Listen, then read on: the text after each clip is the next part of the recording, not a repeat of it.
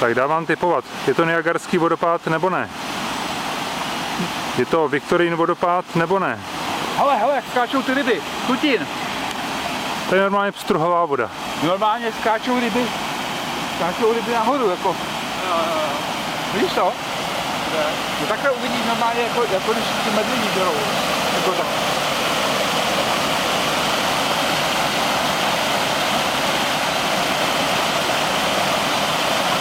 Ale vidíš, tady jde teďka,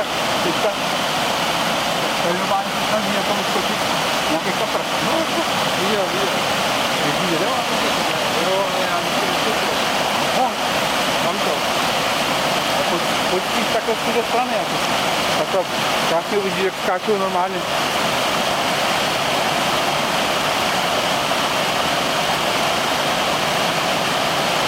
Soupeře je normálně.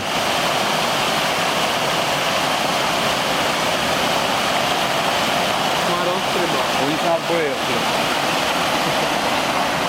Tam to jedna strana. No.